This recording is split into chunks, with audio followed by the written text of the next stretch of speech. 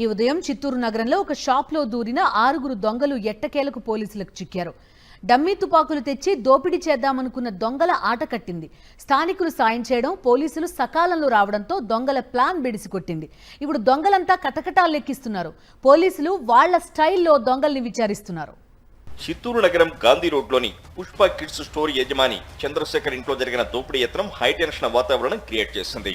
ఉదయం 6:30కు ముసుగులు ధరించిన దుండగులు ఇంట్లో ప్రవేశించి దోపిడీ చేయబోయారు. బంగారు నగలు, క్యాష్ ఇవ్వాలని డిమాండ్ చేయడంతో ఇంట్లోని వారు మొదట భయపడ్డా వారి దగ్గరున్నది డమ్మీ తుపాకులని తేలడంతో ధైర్యం తెచ్చుకున్నారు. ఇంటి యజమానురాల అరుపులతో దారిన పోయే వ్యక్తులు సాయం చేయడానికి వచ్చారు. వాళ్ళైతే నేను చూసింది వచ్చి 5 మంది పూర్తిగా చూసిన, ఒక్కరు అయితే లోపల ఉన్నాడు జంప్ అయినని చెప్పినారు. 6 మంది అనుకుంటాను అప్పుడు. అయితే అది చూసింది వాళ్ళైతే దానికి వచ్చినా ఏం తెలియదు. మన ఆయన ఆపదలు ఉన్నాడు, కాపాడేదానికి వచ్చినాం, అంతే అంతే. ఉదయం షాపు తెరవగానే తనపై గుర్తు తెలియని వ్యక్తులు ఇంట్లో దోపిడీ చేసేందుకు కత్తులతో, డమ్మీ పిస్టల్తో భయపెట్టేందుకు ప్రయత్నించారని పుష్ప స్టోర్స్ యజమాని చంద్రశేఖర్ చెప్పారు. ఆర్థిక పరమైన లావాదేవీలు అంటూ వస్తున్న ఆరోపణలు నిజం లేదని ఆయన చెప్పారు. కొంతమంది దుండగులు వాళ్ళు ఎవరో తెలియదు మనకి. వాళ్ళు పైన మిద్దిపైకి వెళ్ళిపోయారు, 2nd ఫ్లోర్కి. అది వెళ్ళిన విషయం కూడా నాకు తెలియదు. నేను కిందనే ఉన్నాను. ఒక 10 నిమిషాల తర్వాత నేను పైకి వెళ్ళాను.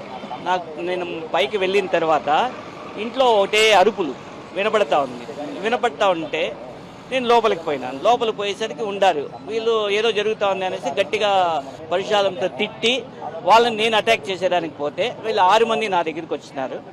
సో 6 మంది నా దగ్గరికి వచ్చేటప్పటికి మా అబ్బాయి గబగబాని బయటకు వచ్చి ఎస్కేప్ అయిపోయినాడు. మా ఆవిడ బయట బాల్కనీలో గట్టిగా దొంగలు నచ్చింది. సో ప్రజలందరూ వచ్చి మమ్మల్ని సేఫ్ చేస్తారు. తమకు ఎవరితోనూ విభేదాలు లేవని, కేవలం తమను బెదిరించి దోచుకు వెళ్లేందుకే వచ్చారని స్టోరీ యజమాని కుమారుడు చెప్పారు. లేస్తే మళ్ళీ గన్ను కాల్చినారు వాళ్ళు. ఆ కాల్చడంతో అది వచ్చి డమ్మీ తుపాకీ అని అర్థమయ్యి మళ్ళీ మా నాన్నగారు పైకి వచ్చినారు. ట్యాంక్ అంతా చూసుకొని పైకి రావడగానే ఆయన పైకి వచ్చిందని ఎవరు మీరు అంటే ఈ మరి డబ్బులు గోల్డ్ అంతా ఇవ్వండి అని.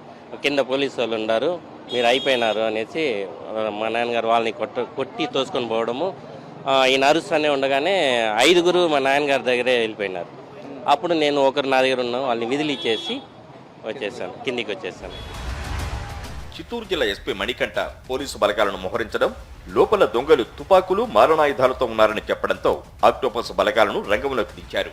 అప్పటికి లోపల ఉన్న దొంగల్ని పోలీసులు అదుపులోకి తీసుకోవడంతో కథ సుఖాంతమైంది.